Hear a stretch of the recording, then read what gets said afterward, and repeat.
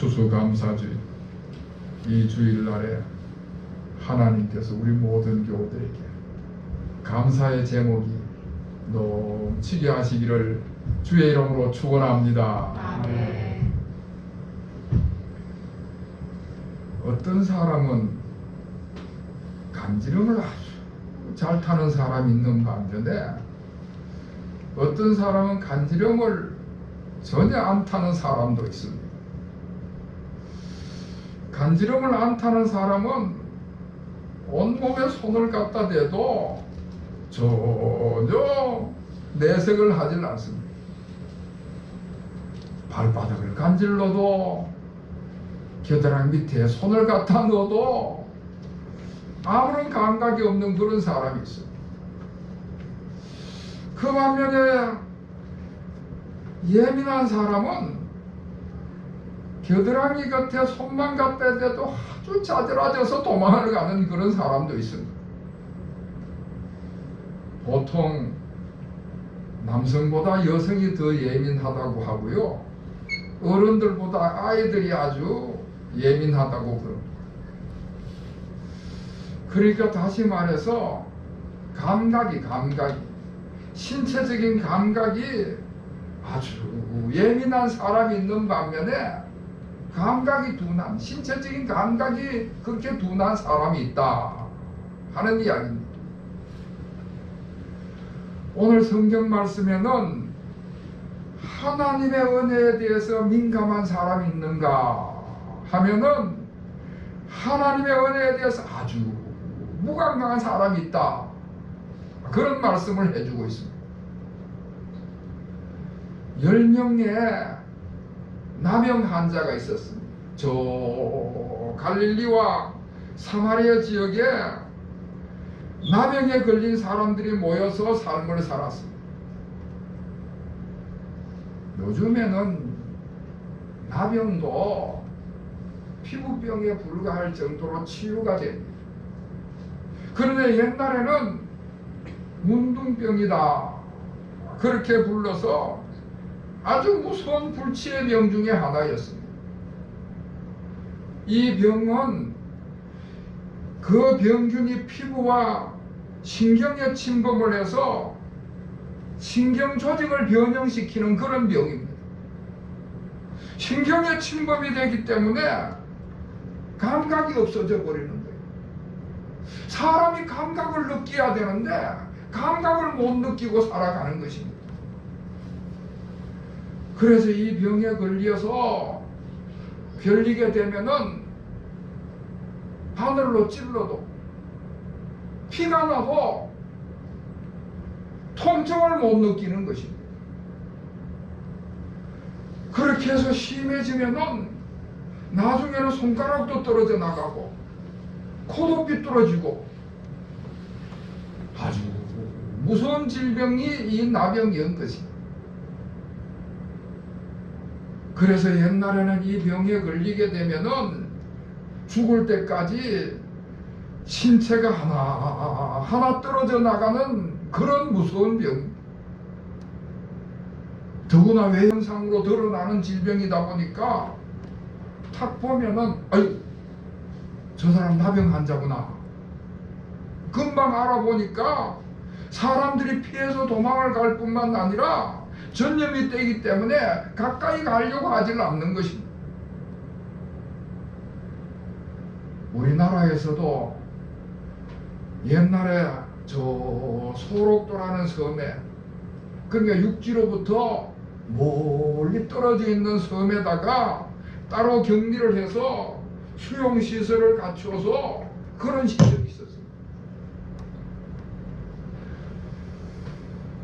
심지어 그 당시 이스라엘에서는 그런 사람들은 정죄를 받아야 된다 해가지고 성전에도 못 오게 하고 회당에도 못 오게 했다는 거지. 결국 하나님의 말씀을 배울 수도 없고 종교적으로 신앙적으로 그렇게 격리가 되는 질병이 이 나병이었습니다. 육신적으로도 절망 가운데에 빠져있게 되고 사회적으로 격리가 돼서 절망적인 상황에 빠지게 되고 신앙적으로도 격리가 되는 그런 절망적인 상황이었습니다.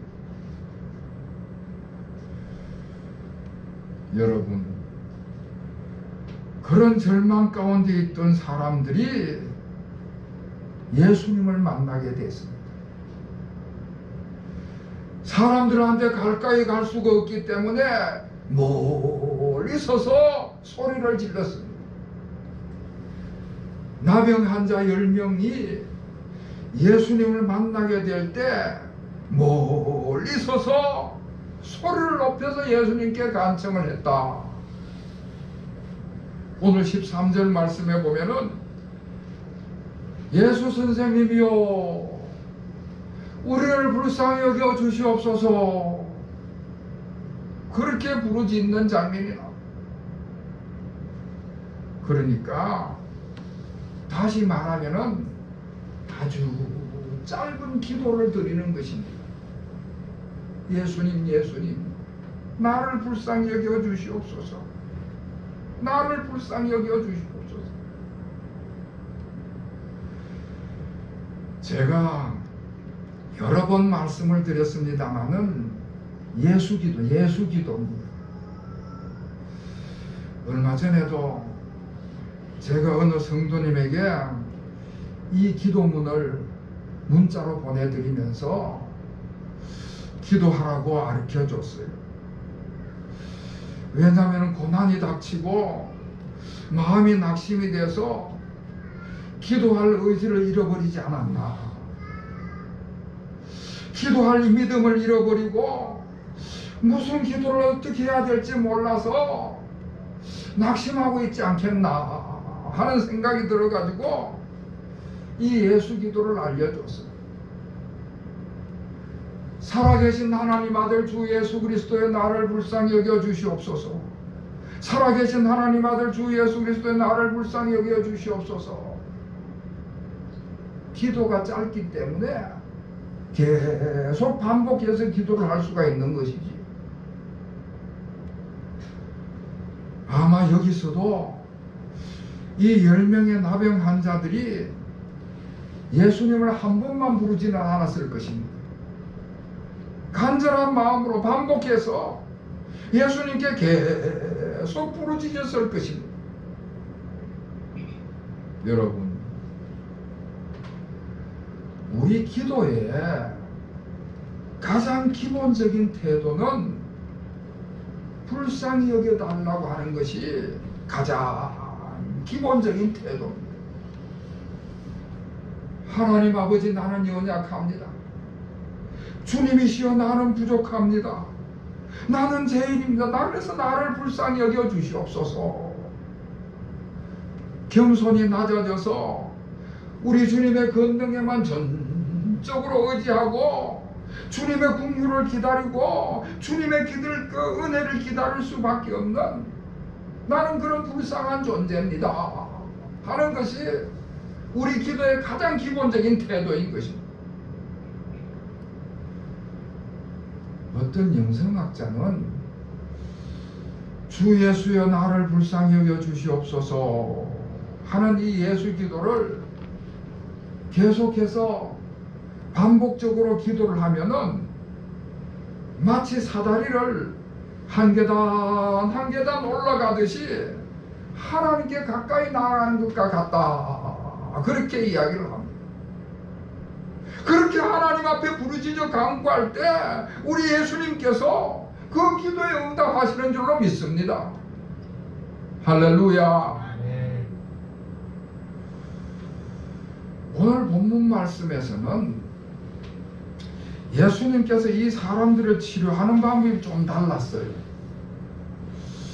똑같은 말씀이 마태복음 8장에도 나오는데, 마태복음 8장에서는 예수님께서 직접 그 나병 환자들에게 손을 갖다 대시고 그리고 그 사람들을 그 자리에서 즉시 치료해 주시는 그렇게 말씀이 나오는데, 오늘 본문 말씀에서는 예수님께서 그 사람들에게 손을 대시지도 않고 그 자리에 즉시 고쳐주시지도 않고 14절 말씀에 보면은 가서 제사장들에게 너희 몸을 보이라, 그렇게 말씀을 하십니다. 구약성경 레위기서의 규정에 의하면은 사람이 나병에 걸렸는지 안 걸렸는지, 피부에 병이 생겼는데 이게 나병인지 나병이 아닌지 그걸 누가 판단을 하는가 하면은 제사장이 판단하기로 되어 있습니다. 그 병이 나아서 깨끗하게 됐을 때도 그 병이 나았는지 안 나았는지 그것을 판단하는 것은 제사장이 하도록 되어 있습니다. 그러니까 예수님께서 지금 제사장에게 가서 너희 몸을 보이라, 그렇게 말씀을 하신 것은 너희들이 제사장에게 가면 그 병이 이미 나아 있을 것이고, 너희들이 다 나아서 건강하고 깨끗하게 된 몸을 제사장에게 보이면은 제사장이 너희 몸을 보고 다 깨끗하게 된 것을 판정하게 될 것이다, 그런 이야기입니다. 그러니까 예수님의 말씀에 순종을 하면 그 나병이 깨끗하게 될 거다 하는 것을 말씀을 하셨는데, 결국 그 예수님의 말씀대로 그들이 제사장에게 가다가 그 병이 다 나은 것을 발견을 하게 됩니다. 깨끗이 치유가 된 것입니다. 여러분, 이 10명의 사람들은요, 그들 스스로 어떤 노력을 한 것이 하나도 없습니다. 이 사람들은 자기들 스스로 치료 방법을 동원한 것이 하나도 없습니다. 오직 예수님의 말씀 그대로 제사장에게 가다 보니까 깨끗해졌고 완전히 그들이 나음을 받게 된 것이죠. 전적인 우리 주님의 은혜고 전적인 우리 주님의 권능으로 치유를 받게 된 것입니다. 천벌이라고 여겨지는 육체가 일그러지고 떨어져 나가는 그런 무서운 병을 가지고 있었는데, 고칠 수 없는 그런 불치의 병을 가지고 있었는데, 그런데 지금 완전히 치유가 되는 놀라운 은혜를 얻게 된 것이죠.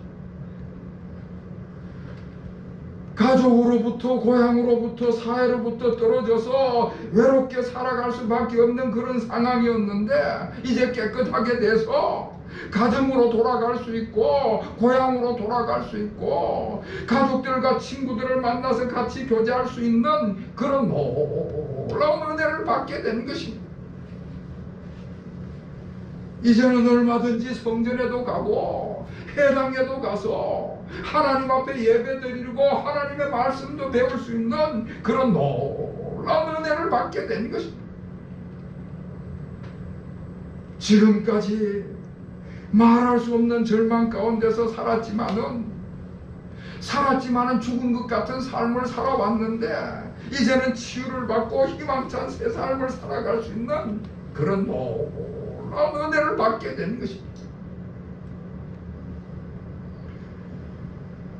자, 이렇게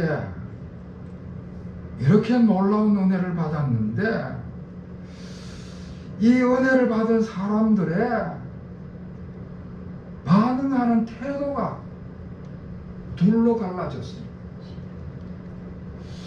10명 가운데 9명은 유대인들이었는데, 그들은 이 엄청난 은혜를 받았는데 감사할 줄을 몰랐습니다.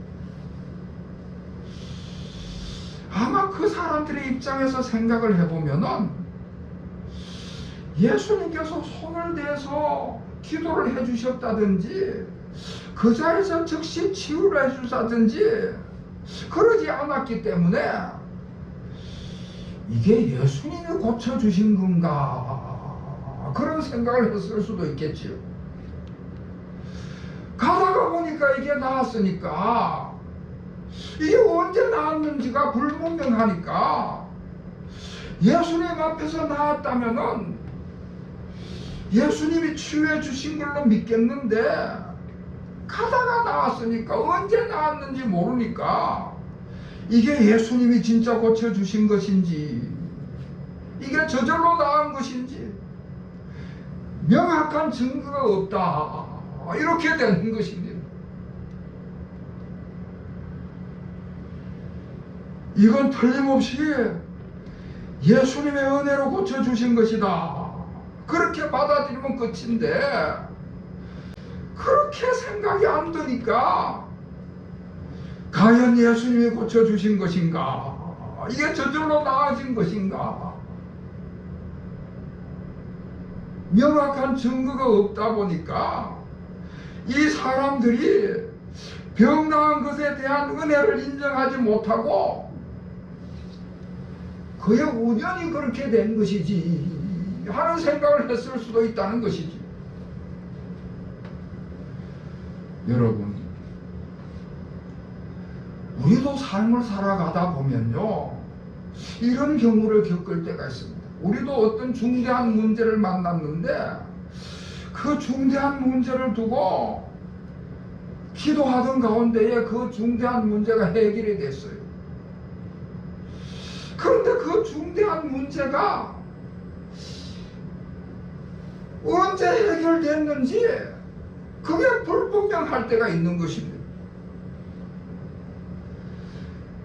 그 증거가 명확하지 않을 그럴 때가 있으면은 신앙이 돈독한 사람, 돈독한 신앙을 가진 사람은 이건 하나님께서 내게 은혜를 베푸셨다. 내가 기도하는 가운데에 언제 치유가 됐는지는 모르지만은 이건 하나님의 기적이다. 믿음이 돈독한 사람은 그렇게 받아들이는데 신앙이 없는 사람들은 아이고 우연이겠지 잘 설명할 수가 없으니까 우연히 그렇게 됐다고 생각할 수가 있다는 것입니다. 그 사람들은 놀라운 은혜를 받았는데 예수님과 연관을 짓지 않고 그냥 우연히 그렇게 됐다, 그렇게 생각을 한 것입니다. 다시 말씀을 드리면은 은혜를 받았는데 그 은혜에 대해서 무감각한 사람들이었던 것이지. 여러분, 다시 말씀을 드리지만 이 나병이라고 하는 병은 병중이 신경에 침범을 해갖고 감각이 없어지는 질병입니다. 손에 감염이 되면은 손에 상처가 나도 아픈 줄을 모르는 거예요. 그런데 이 환자들이 그 병이 이제 나았어요. 그러니까 육체적인 감각은 돌아온 것입니다. 육체적인 감각은 돌아왔는데 이 영적인 감각이 돌아오질 않아가지고 그 은혜 받은 거에 대해서 그 은혜를 못 느끼는 것입니다. 사랑하는 성도 여러분, 우리가 신앙생활 하면서 은혜에 대해서 무감각할 때가 있는데 어떨 때는 하나님 앞에 간절히 기도해서 응답이 됐는데도 이게 하나님의 은혜로 응답이 된 것인지 우연히 이루어지게 된 것인지 그러고는 지나가는 것은 무감각하게 지나간다는 것이지.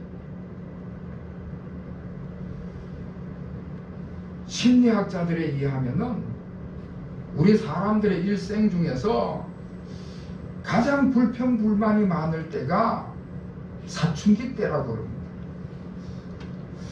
사춘기 때가 되면은 조그마한 일에도 아무 이유 없이 반항을 하고 불평을 한다는 거예요. 아이들이 잘못돼서 그런 게 아니고 고를 때, 그 사춘기 때의 심리가 그렇다는 것입니다. 그러다 보니까 늘 불평불만이 있어요.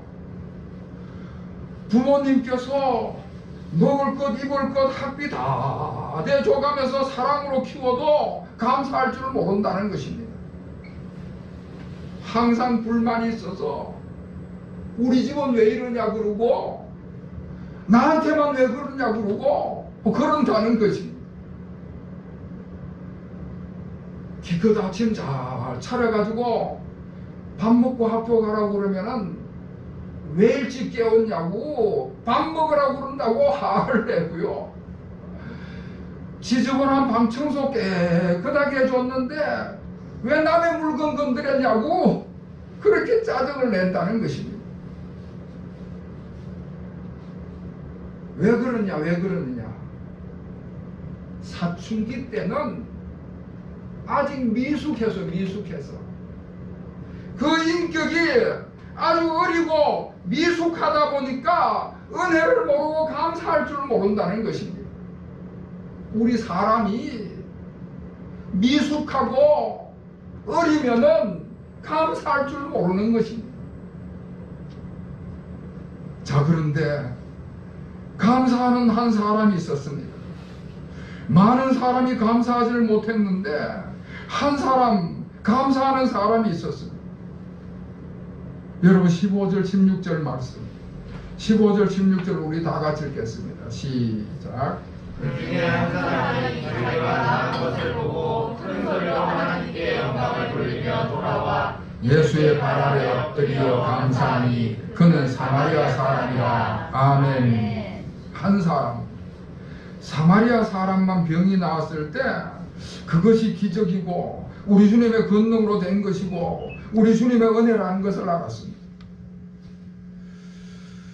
여러분, 그 옛날에 나병 환자들은요, 레위기서에 그렇게 규정을 하다 보니까 스스로도 우리는 동정받지 못할 사람이다 그런 생각을 가지고 있었습니다. 더구나 그 사마리아 지역은 저주받은 사람들이 사는 곳이다 그렇게 생각을 했습니다. 그러니까 나병 환자인데다가 저주받은 동네인 사마리아에 사는 사람들이다 보니까 자기들은 어떤 은혜를 받을 자격도 없다고 생각을 한 것이지.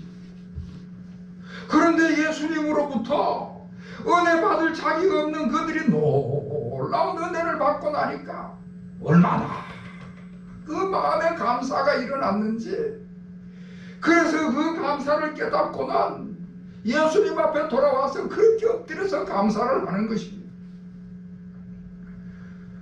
은혜를 민감하게 깨닫고 은혜 주신 분께 다시 돌아와서 그분 앞에 엎드려 겸손하게 세상의 경의를 드리는 것입니다. 여러분, 은혜에 민감하니까 감사에도 민감한 것이지. 똑같은 은혜를 받았는데 유대인들은 은혜에 무감각하고 감사할 줄 몰랐는데 사마리아 사람들은 버려진 것 같은 백성이었지만은 은혜에 민감하니까 감사에도 민감한 것입니다. 할렐루야. 오늘 19절 말씀을 보면은 예수님께서 그 감사한 사마리아인에게 이런 이야기를 하시지. 일어나 가라. 내 믿음이 너를 구원하였느니라. 우리 주님 앞에 와서 감사를 하니까 우리 예수님께서 구원의 복을, 영생의 복을 보너스로 주시는 것입니다. 딴 사람들은 다 병치료 받았지만은 치료받은 것으로 세상으로 돌아가서 그걸로 세상을 떠났는데 이 사람은 와서 감사를 하니까 영생의 복을 주셔서 치료를 받아 건강하게 이 땅의 삶을 살아갈 뿐만 아니라 하나님 나라에서 영원토록 사는 영생의 복을 받게 된 것입니다. 무슨 말씀인가 하면은 감사하는 사람에게는 감사거리가 더 넘치게 하신다. 그런 말씀입니다. 감사거리가 넘치도록 하나님께서 복을 주시는 것이죠. 사랑하는 성도 여러분, 마음과 생각이 늘 감사로 가득 차면은 모든 일에서 평안을 얻게 되는 것입니다. 누구를 만나도 기쁘고 반갑고 무슨 일을 해도 두렵지 않고 평안한 것이고요. 불평이나 짜증에 민감하면은 조금만 일이 잘 안 돼도 속이 상하고 다른 사람을 원망하게 되는데, 성숙한 신앙을 가진, 성숙한 인격을 가진 사람은 늘 은혜에 예민해서 감사할 줄 아는 삶을 살아가게 되는 줄로 믿습니다. 사랑하는 성도 여러분, 우리의 삶 속에 늘 감사가 있고 늘 감사함으로 우리 하나님께서 우리 모든 교우들에게 늘 감사거리가 넘치게 하시기를 다시 한번 주님의 이름으로 축원합니다. 기도하겠습니다. 하나님 아버지, 저희들을 죄 가운데서 구원하셔서 하나님의 자녀로 삼아주신 것을 감사드립니다.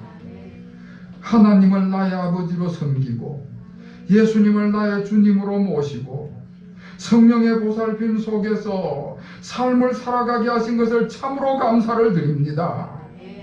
저희들을 붙들어 주셔서 은혜에 예민하게 하여 주시옵고 감사에 민감하게 하여 주시옵소서. 어떤 환경 속에서도 있든지 하나님께서 우리에게 베푸신 은혜를 늘 감사하게 하시고 감사가 우리 모든 교우들의 삶 속에서 습관이 되게 하여 주시옵소서. 예수 그리스도의 이름으로 간절히 기도하옵나이다. 아멘.